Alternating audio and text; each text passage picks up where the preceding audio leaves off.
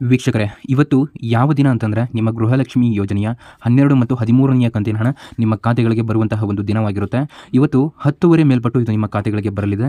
ಸುಮಾರು ಜನರಿಗೆ ಈಗಾಗಲೇ ಬಂದಿದೆ. ಹೌದು, ಇನ್ ಕೇಸ್ ನಿಮಗೆ ಬಂದಿಲ್ಲ ಅಂತಂದರೆ ನಿಮಗೆ ಯಾಕೆ ಬಂದಿಲ್ಲ ಮತ್ತು ನೀವು ಏನು ಮಾಡಿದರೆ ಈ ಗೃಹಲಕ್ಷ್ಮಿ ಯೋಜನೆಯ ಹಣ ನಿಮ್ಮ ಖಾತೆಗಳಿಗೆ ಬರಲಿದೆ ಅಂತ ನಾನು ನಿಮಗೆ ಈ ವಿಡಿಯೋದಲ್ಲಿ ತಿಳಿಸಿಕೊಡ್ತೇನೆ. ಬನ್ನಿ ನೋಡಿ, 2,000 ರೂಪಾಯಿ ಹಣ ಅಲ್ಲ, 4,000 ರೂಪಾಯಿ ಹಣ ನಿಮ್ಮ ಖಾತೆಗಳಿಗೆ ಬರಲಿದೆ. ಇದರ ಒಂದು ಪ್ರೂಫ್ ಕೂಡ ನಾನು ನಿಮಗೆ ಹಾಕ್ತಾನೆ. ಸೊ ಬನ್ನಿ ವೀಕ್ಷಕರು, ಇವೆಲ್ಲವನ್ನು ತಿಳ್ಕೊಳ್ಳೋಣ. ಸೊ ನೋಡಿ, ಈ ವಿಡಿಯೋನ ಸಂಪೂರ್ಣವಾಗಿ ಕೊನೆ ತನಕ ನೋಡಿ. ಸ್ಟಾರ್ಟಿಂಗಿಂದ ಹಿಡಿದು ಎಂಡ್ವರೆಗೂ ಕೂಡ ಕೊನೆ ತನಕ ನೀವು ನೋಡಿ. ಇದರಿಂದ ನಿಮಗೇ ಗೊತ್ತಾಗುತ್ತೆ ಹೌದು ಇದು ಯಾರಿಗೆ ಬಂದಿದೆ ಮತ್ತು ನಮಗೆ ಬಂದಿಲ್ಲ ಅಂತಂದರೆ ನಾವೇನು ಮಾಡಬೇಕು, ನಮಗೆ ಇದು ಯಾವಾಗ ಬರುತ್ತೆ ಅಂತ. ಸೊ ಇವಿಷ್ಟು ಇನ್ಫಾರ್ಮೇಷನ್ ನಿಮಗೆ ಗೊತ್ತಾದರೆ ಸಾಕು, ನಿಮಗೆ ಈ ಗೃಹಲಕ್ಷ್ಮಿ ಯೋಜನೆಯ ಗೊಂದಲಗಳು ಕಡಿಮೆ ಆಗ್ತವೆ. ಹಾಗಾದರೆ ಬನ್ನಿ, ಇವೆಲ್ಲವನ್ನು ಕೂಡ ಇದೊಂದೇ ವಿಡಿಯೋದಲ್ಲಿ ಕಂಪ್ಲೀಟ್ಲಿ ತಿಳಿಸ್ಕೊಡ್ತಾನೆ. ವೀಕ್ಷಕರೇ, ಈ ವಿಡಿಯೋ ಸ್ವಲ್ಪ ಬೋರ್ ಬಂದರೂ ಕೂಡ ಸ್ಕಿಪ್ ಮಾಡದೆ, ಮಧ್ಯೆ ನೀವು ಸ್ಕಿಪ್ ಮಾಡದೆ ಸಂಪೂರ್ಣವಾಗಿ ಕೊನೆ ತನಕ ನೋಡಿ. ಮತ್ತು ನಿಮಗೆ ಏನೇ ಡೌಟ್ ಇದ್ದರೂ ಕೂಡ ಕೆಳಗಡೆ ಕಾಮೆಂಟ್ ಬಾಕ್ಸ್ನಲ್ಲಿ ಕಾಮೆಂಟ್ ಕೂಡ ಮಾಡಬಹುದಾಗಿರುತ್ತೆ. ಬನ್ನಿ ನೋಡಿ, ಈ ಗೃಹಲಕ್ಷ್ಮಿ ಯೋಜನೆಯ ಹಣ ನಿಮ್ಮ ಖಾತೆಗಳಿಗೆ 1ರಿಂದ 11ನೇ ಕಂತಿನ ಹಣ ಬಂದಿದ್ದರೆ ಕೆಳಗಡೆ ಎಸ್ ಅಂತ ಕಾಮೆಂಟ್ ಮಾಡಿ. ಸರ್ ನಮಗೆ 1ರಿಂದ 12ನೇ ಕಂತಿನ ಹಣ ಬಂದಿದ್ದರೆ ನೀವೇನಾದರೂ ಈ 12 ಮತ್ತು 13ನೇ ಕಂತಿನ ಹಣವನ್ನು ಕೂಡ ನೀವು ಪಡ್ಕೊಳ್ತಾ ಇದ್ದೀರಾ. ಇನ್ ಕೇಸ್ ನಮಗೆ 12 ಮತ್ತು 13ನೇ ಕಂತಿನ ಹಣ ಬಂದಿಲ್ಲ ಅಂತಂದರೆ ಸೊ ನೋ ಅಂತಲೇ ಕಾಮೆಂಟ್ ಮಾಡಿ. ವೀಕ್ಷಕರೇ ಬನ್ನಿ, ಇವೆಲ್ಲವನ್ನು ತಿಳ್ಕೊಳ್ಳೋಣ. ಇವೆಲ್ಲವನ್ನು ಕೂಡ ಇದು ಒಂದೇ ವಿಡಿಯೋದಲ್ಲಿ ತಿಳಿಸಿಕೊಡ್ತೇನೆ. ಗೊತ್ತಾಯ್ತಲ್ಲ, ಈ ವಿಡಿಯೋನ ಸಂಪೂರ್ಣವಾಗಿ ಕೊನೆ ತನಕ ನೀವು ನೋಡಬಹುದಾಗಿರುತ್ತೆ. ಈ ಗೃಹಲಕ್ಷ್ಮಿ ಯೋಜನೆಗೆ ಸಂಬಂಧಪಟ್ಟಂತಹ ಈ ಗೃಹಲಕ್ಷ್ಮಿ ಸ್ಕೀಮ್ ಬಗ್ಗೆ ನಾವು ಪ್ರತಿಯೊಂದು ಇನ್ಫಾರ್ಮೇಷನ್ ನಾವು ನಿಮಗೆ ಪ್ರೊವೈಡ್ ಮಾಡ್ತೇವೆ. ವೀಕ್ಷಕರೇ ನೋಡಿ, ನಾವು ನಿಮಗೆ ಒರಿಜಿನಲ್ ಇನ್ಫಾರ್ಮೇಷನ್ ಮಾತ್ರನೇ ಕೊಡ್ತೇವೆ. ಹಾಗಾಗಿ ಯಾರಿನ್ನೂ ಸಬ್ಸ್ಕ್ರೈಬ್ ಆಗಿಲ್ವೋ ಸೊ ಪ್ರತಿಯೊಬ್ಬರು ಕೂಡ ಸಬ್ಸ್ಕ್ರೈಬ್ ಆಗಿ. ನೀವು ಸಬ್ಸ್ಕ್ರೈಬ್ ಬಟನ್ ಮೇಲೆ ಕ್ಲಿಕ್ ಮಾಡಿದಾಗ ಅಲ್ಲಿ ಒಂದು ಬೆಲ್ ಐಕಾನ್ ಕಾಣುತ್ತೆ, ಅದನ್ನು ಆಲ್ ಅಂತಲೇ ಸೆಲೆಕ್ಟ್ ಮಾಡ್ಕೊಳ್ಳಿ. ಇದರಿಂದ ಕಂಪ್ಲೀಟ್ ಆಗಿ ನಾವು ಹೇಳುವಂತಹ ವೀಡಿಯೋಸ್ಗಳು, ನಾವು ಹಾಕುವಂತಹ ವೀಡಿಯೋಸ್ಗಳು ಎಲ್ಲವೂ ಕೂಡ ನಿಮಗೆ ನೋಟಿಫಿಕೇಶನ್ ಮುಖಾಂತರ ಬಂದು ತಲುಪುತ್ತೆ. ಸೊ ಯಾವುದೇ ರೀತಿ ಒಂದು ವೀಡಿಯೋನ ಕೂಡ ನೀವು ಮಿಸ್ ಮಾಡ್ಕೊಳ್ಳೋದಿಲ್ಲ. ಅದ್ರ ಜೊತೆಗೇ ಈ ವಿಡಿಯೋಗೆ ತಪ್ಪದೆ ಲೈಕ್ ಮಾಡಿ. ಹೌದು, ನೀವೇನು ಮಾಡ್ತಿರೋ ಬಿಡ್ತಿರೋ ಗೊತ್ತಿಲ್ಲ, ತಪ್ಪದೆ ಒಂದು ಲೈಕ್ ಮಾಡಿ. ಈ ವಿಡಿಯೋ ಇಷ್ಟ ಆದರೆ ಮಾತ್ರನೇ ಲೈಕ್ ಮಾಡಿ, ಇಲ್ಲಾಂದರೆ ಲೈಕ್ ಮಾಡಬೇಡಿ.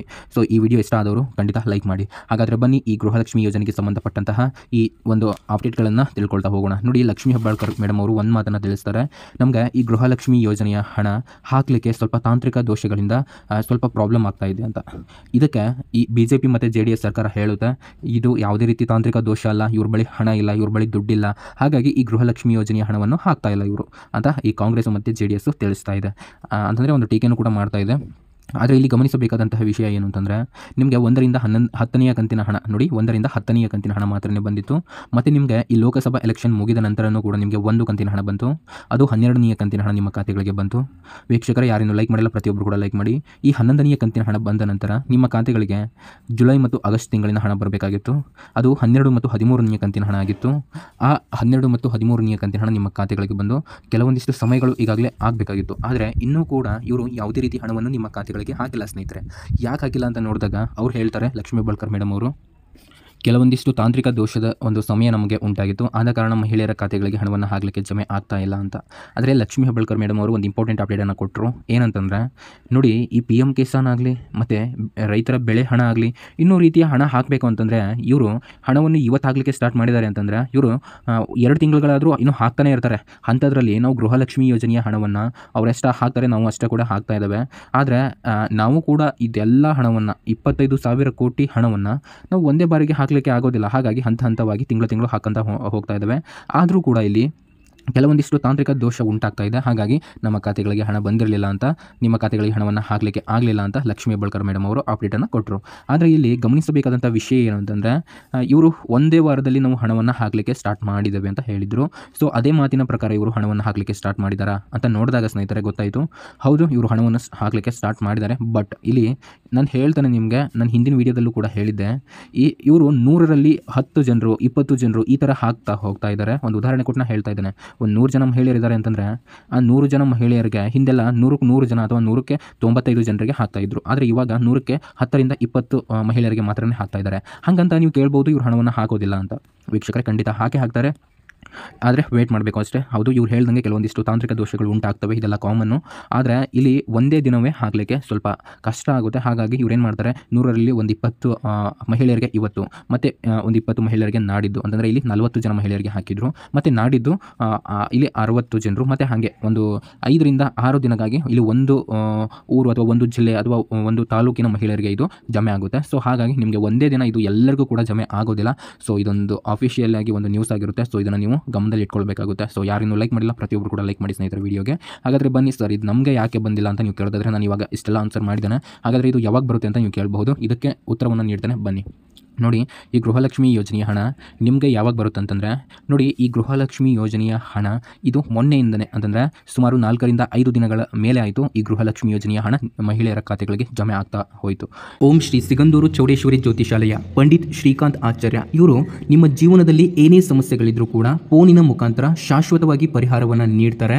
ಕೇವಲ ಕೆಲವೇ ಕ್ಷಣಗಳಲ್ಲಿ ಶಾಶ್ವತ ಪರಿಹಾರ ಅನ್ನೋದಾದರೆ ನಿಮಗೆ ನೀಡ್ತಾರೆ. ನೀವೇನಾದರೂ ಬೇರೆ ಕಡೆ ಹೋಗಿದ್ರೆ ಅಲ್ಲೂ ಕೂಡ ನಿಮಗೆ ಸರಿಯಾದಂತಹ ಪರಿಹಾರ ನಿಮಗೆ ಸಿಕ್ಕಿಲ್ಲ ಅಂತಂದರೆ ಒಂದ್ಸರಿ ಇವ್ರನ್ನ ನೀವು ಕಾಂಟ್ಯಾಕ್ಟ್ ಮಾಡಿ ನೋಡಿ. ಇಲ್ಲಿ ಕೆಳಗಡೆ ಸ್ಕ್ರೋಲ್ ಆಗ್ತಾ ಇದೆಯಲ್ಲ, ಈ ನಂಬರ್ ಅವ್ರದ್ದಾಗಿರುತ್ತೆ. ನೀವು ಅವ್ರನ್ನ ಜಸ್ಟ್ ಒಂದು ಫೋನಿನ ಮುಖಾಂತರ ಕರೆ ಮಾಡಬಹುದಾಗಿರುತ್ತೆ.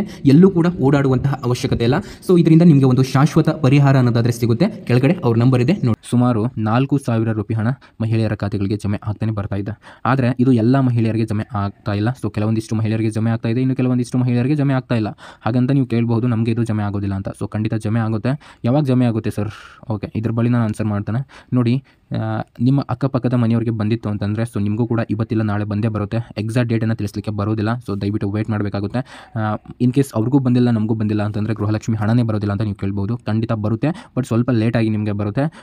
ಅಕ್ಕಪಕ್ಕದ ಮನೆಯವರಿಗೆ ಬಂದಿತ್ತು ಅಂತಂದರೆ ಆದಷ್ಟು ಬೇಗನೆ ನಿಮಗೆ ಈ ಹಣ ಅನ್ನೋದು ನಿಮ್ಮ ಖಾತೆಗಳಿಗೆ ಜಮೆ ಆಗುತ್ತೆ. ಸೊ ಇದನ್ನು ಕೂಡ ನೀವು ಗಮನದಲ್ಲಿ ಇಟ್ಕೊಳ್ಬೇಕಾಗುತ್ತೆ.